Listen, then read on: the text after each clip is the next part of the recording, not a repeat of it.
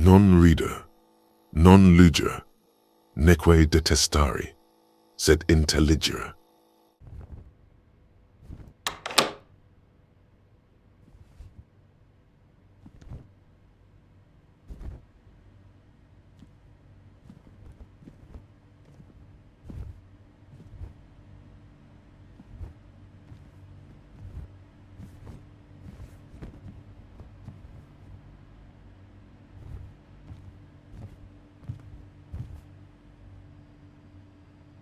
Every event in the universe carries a perfect zero. In Buddhism, there is a concept of sunyata, emptiness, but not as the absence of everything, but as interdependence, where no phenomenon has a self. A plus is always equal to a minus.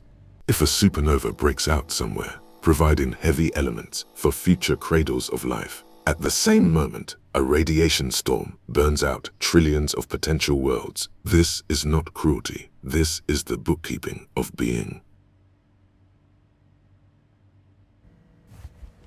Imagine a canvas that is both an artist, paint, and emptiness. The universe is a closed system of absolute cinema, where not a single photon can be stolen, and not a single joule of energy can originate from nothing.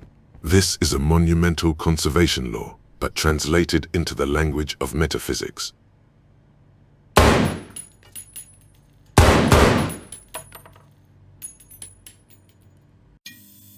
Every supernova flare that generates blinding light is paid for by the absolute, inescapable darkness that will consume it billions of years later. The world is neither white nor black. He is a monochrome fog, an endless gray haze, woven from a perfect balance of pros and cons.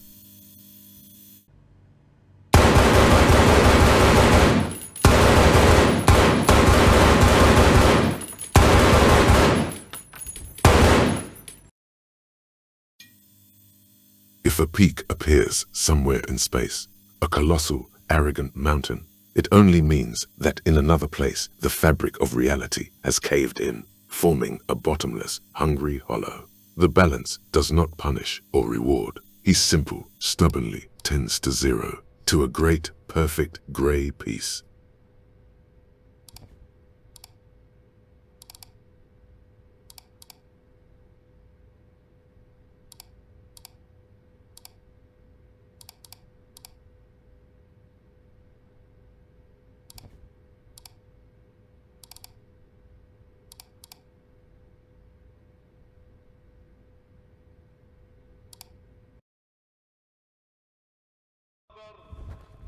Reaper 70 on station. Horizon grid. Awaiting target data. Out.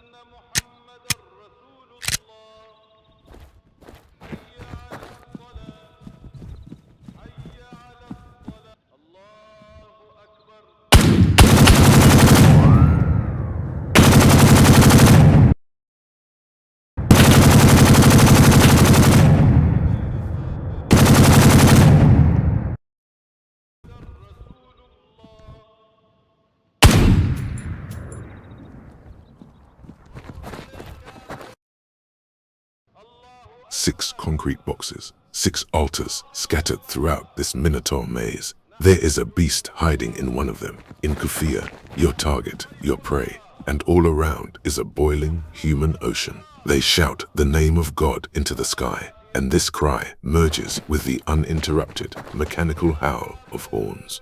You're going to die. Mistake. A mistake. These are not just words, it's a sound wall.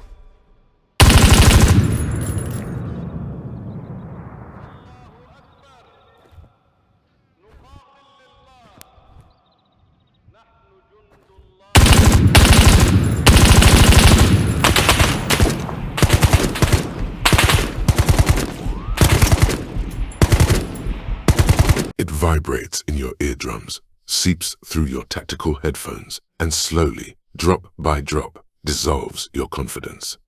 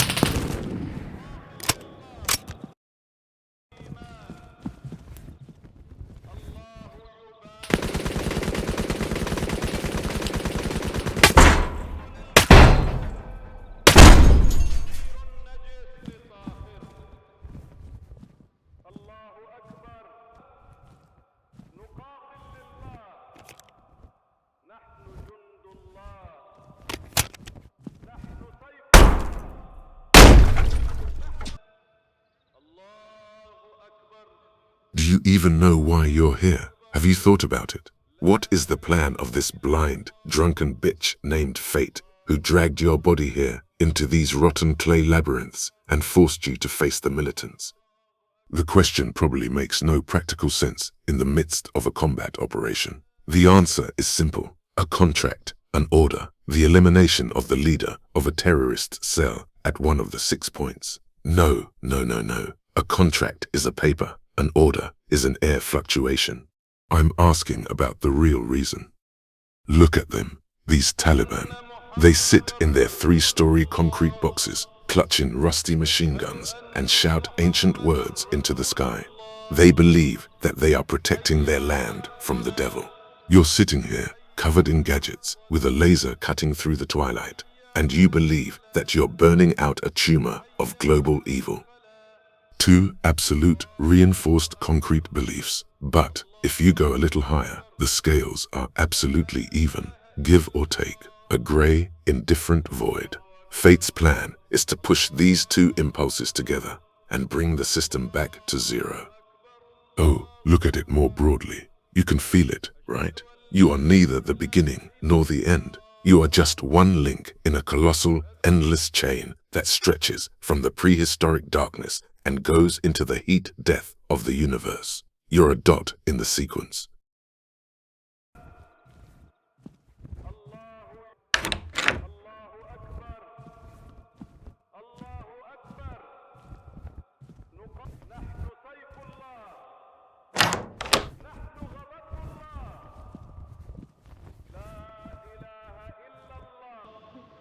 أشهد أن محمدًا رسول الله. أشهد أن محمدًا رسول الله. حي على الصلاة. حي على الصلاة.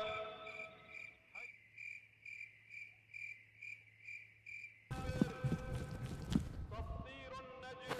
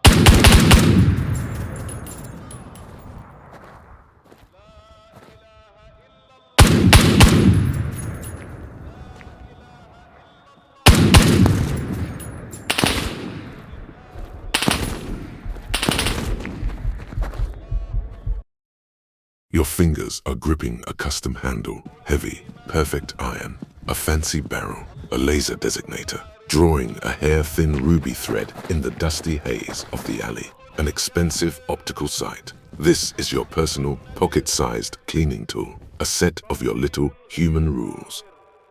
You're aiming. A red dot freezes on the chest of a man running at you with a plastid wrapped in duct tape on his belt. One click, and the kinetic energy of the bullet stops the biological energy of the heart. Transformation. Has the balance been restored? No. The great equation of Kabul didn't give a damn about your tactical body kit.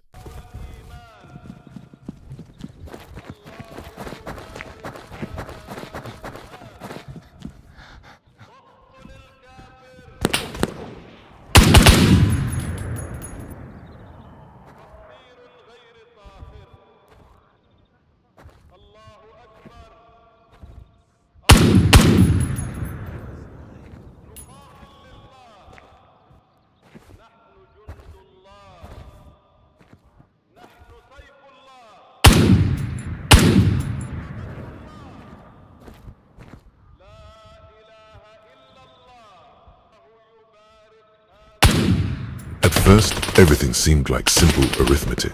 Mission plan, firing sectors, timings. But this Middle Eastern cocktail, a mixture of suffocating heat, the smell of gunpowder, sheep's fat, and endless prayer from the speakers, begins to get in the head. It's a psychedelic trip in reality.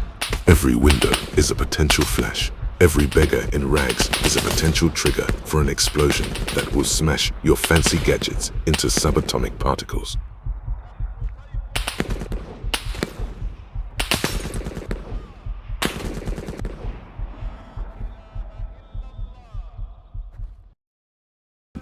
The scales froze. This whole city is a grey, red hot zone where there are no rightists. You brought your justice here in the form of a 5.56 caliber. They meet it with their justice of a 7.62 caliber. Two vectors directed at each other with the same force. Flash, white, incandescent, absolutely pure. The metal met the flesh just below the ribs. The entrance is neat, almost surgical, but inside, oh, your blood has started a personal rebellion inside. The fabric bulletproof vest held the fragments, but the kinetic wave breaks the rib with a dry, distinct crack reminiscent of the crunch of spring ice. This city has just signed its autograph on you.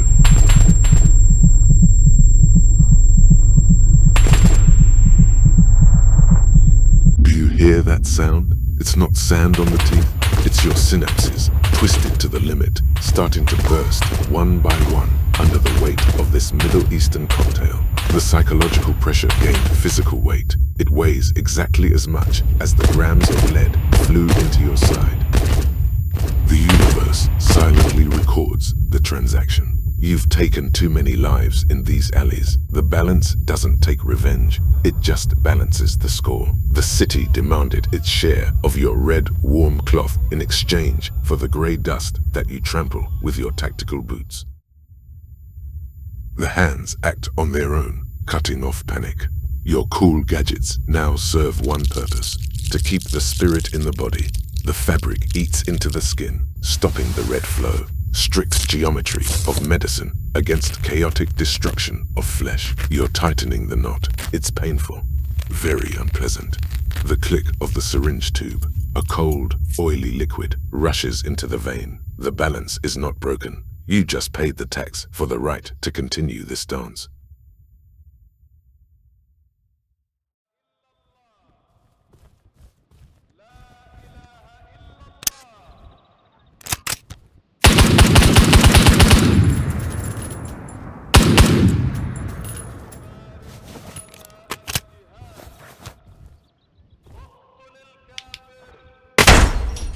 The heart is pounding to the rhythm of distant gunshots. You enter the first building, a floor of empty rooms shot through by the sun. There's no one here.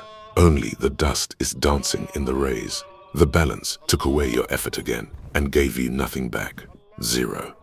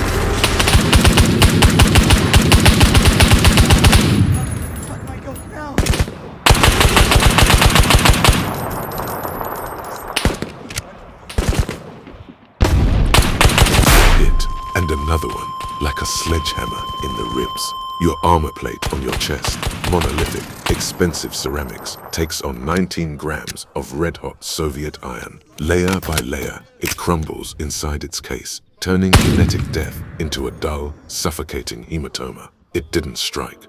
This time, The great equation has decided that your stove weighs a little more than the lead flying into it. Oh, but your skin remembers that first bullet.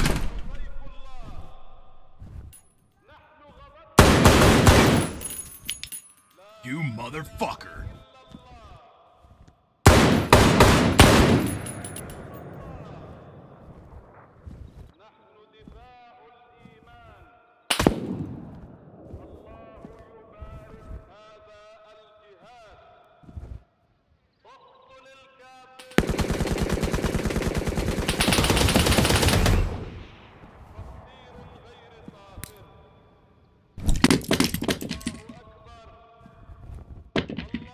Boom, my friend.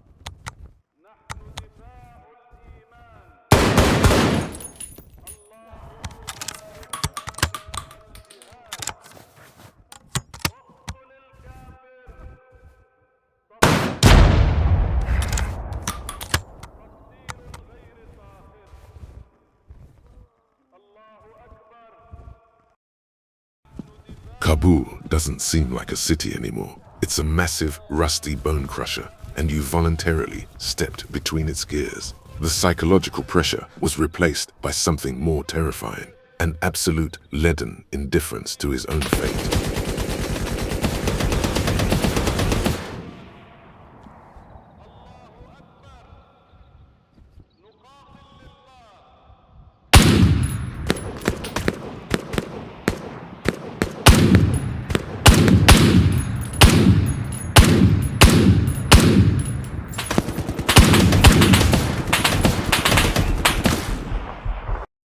And this grey, viscous prayer from the horns, he's not outside anymore. It sounds in your skull. You're going to die, mistake. The speakers on the minarets state the fact with the intonation of an old bailiff. They don't scare you. They're just reading out a paragraph from the universal rulebook that you so recklessly tried to rewrite with your customized M4A1.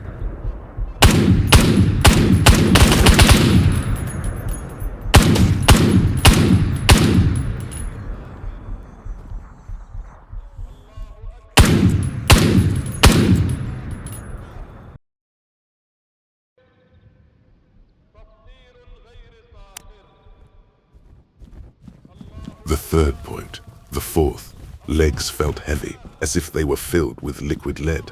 The custom sight fluctuates. The laser beam of the lamb draws nervous, ragged zigzags along the scuffed walls of sun-dried clay. Your cool gadgets are covered with a layer of Kabul dust mixed with caked blood.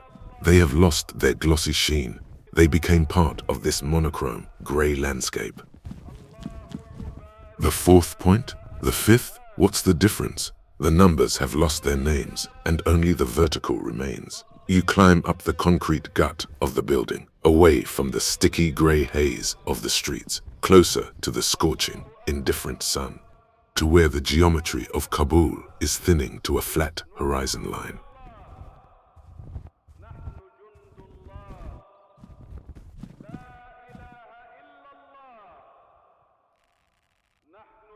Your exit to the roof is like a ballet by a blind surgeon. Movement is fixation. A body appears in the scope on the neighboring roof. 1, 2, 3, 3 measured, dry clicks, minus. The balance accepted the fee. Minor, you take a step back into the cool shadow of the stairwell, but the world is being torn to pieces. This is not an AK. It's a Soviet machine gun. 12.5 millimeters of absolute impassive detachment. Heavy spears, so concrete, like rotten gauze. The city is not aiming at you. The city simply erases the very coordinate of your existence. A flash on his chest. The small screen of the tactical PDA comes to life, suffocating with thermal silhouettes. 2 red spots, 2 vectors charged with pure, concentrated death are rushing to the foot of your tower. Suicide bombers, live bombs, they're already inside. They climb the steps of the first floor, trying to close the electrical circuit of their fanaticism against your flesh. The shots find the target. The first detonates instantly. A fiery flower tears through a flight of stairs, turning flesh into steam. But the second one falls like living meat on the steps.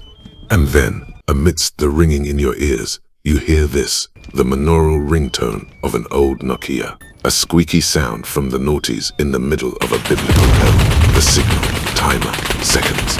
The machine gun does not pause.